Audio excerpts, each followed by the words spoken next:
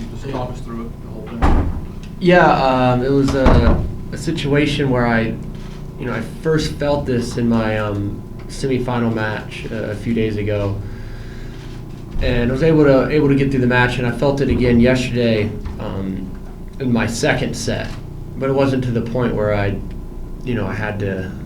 Obviously, I didn't have to retire, but I had a lot of adrenaline going, and my plan all along was to try to compete here, and that's why I came here. I came back home, but the decision was ultimately made this morning that I had to pull out. It was a tough decision, the last thing I wanted to do, but for my health going forward in 2013, I just felt like it was necessary. Do you still plan to play in New York? Yeah, as of right now, my plan is to play in New York. So, everything from this point forward is to try to get me healthy and ready to go for that tournament. Bill said it was a hip. It was right hip. Mm-hmm. Like hip flexor area. So something I've felt before in the past, but this sort of just there's no warning or anything. It just sort of happened. I don't even remember like a particular instance that it like jarred or happened or whatever. But it's just it's bugging me a bit, and now I'm trying to alleviate the pain and get rid of the pain as much as I can. John, you just played two of the greatest ball strikers in the history of the sport in Cincinnati back-to-back. I'm wondering what that experience was like for you, and what was the takeaway from that? No, it was a great experience. These Masters events that we play are, in my opinion, the toughest tournaments in the world. They're tougher than Grand Slams, given that the draw is smaller and everyone's there. So everyone knows going into the event that if you want to go deep, you're going to have to beat a handful of really good players, and that was the case last week. I played 5 guys in the top 11 in the world and was able to beat 4 of them. But it's a very tall task to try to win one of those tournaments. So I just came up a little short. But for me, I had a lot of great wins, and played against, I guess now, the number 1 and 2 players in the world. Nadal's number 2. Just describe the fine line a little bit of getting so deep into a weekend, and then for this short turnaround, that maybe if you had a couple more days, it would be different. Just how one tournament's success can maybe affect just the short. Yeah, if I did have a few more days, this possibly could be different. I feel like, but overall, I think this was a case of the accumulation of a lot of matches I played this summer. I don't know if I'm correct about this, but I don't know if anyone's played more matches than me since Wimbledon. I've played a lot of matches, and that's a good thing, because that means I'm winning a lot of matches, and I've been playing well. But it eventually sort of took its toll on me, and it's great to play so well. Prior to this event, but at the same time, it hindered me. It hindered me enough for me to not be able to compete here. So the last thing I wanted to do was pull out on this tournament, given that I've won it twice and had such incredible memories here and such incredible support. Some of my best memories as a tennis player, period, have been at this tournament. Do you plan to come back next year? Yeah, I do.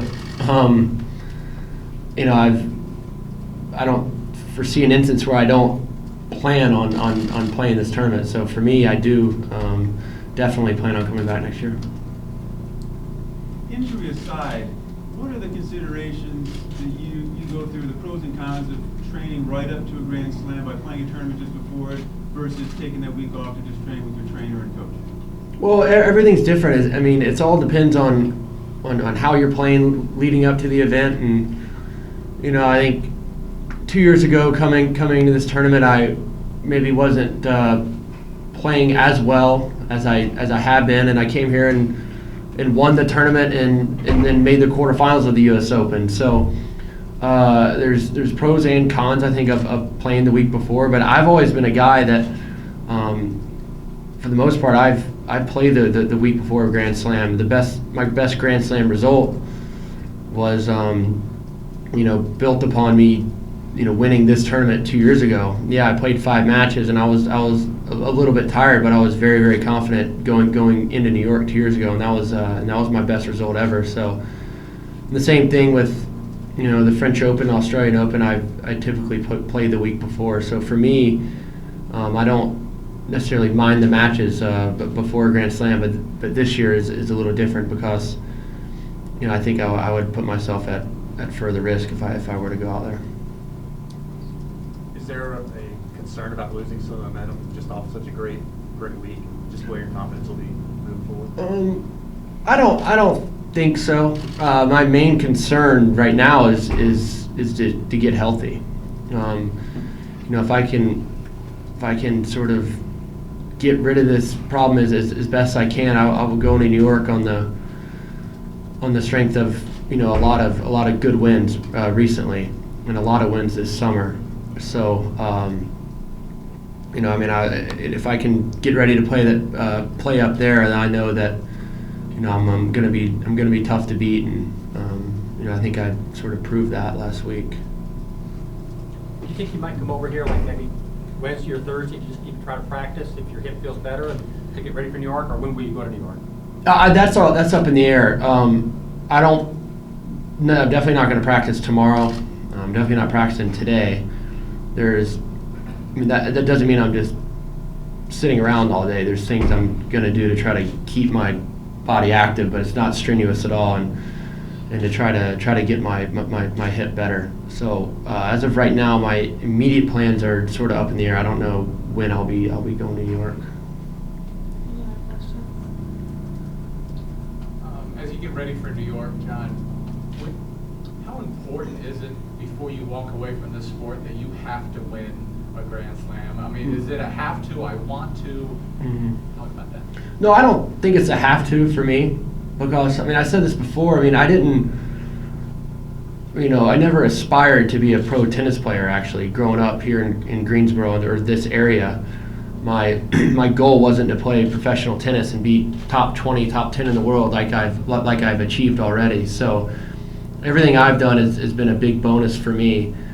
And at the same time, I know how hard it is to win a tournament like that. I've only made it to the quarterfinals. You play best of 3 out of 5 against these guys that are so good right now, especially at the era we're in right now. So, I'm not putting pressure on myself to win a Grand Slam. Obviously, it would be amazing. But one thing I think it helps me is I truly believe that I can beat anyone on any given day. So, I take that confidence onto the court no matter who I'm playing. What was your goal growing up in this state? And then now that you're here, is there anything you might have time to do back home that you might not have had time otherwise? Little touches home. Yeah, no, my goal was just get a college scholarship and then go from there. So just as most kids, I think, that go to college, they don't really know what you're going to do once you finish college. That was the same thing with me. I just wanted to enjoy my time at school, which I did.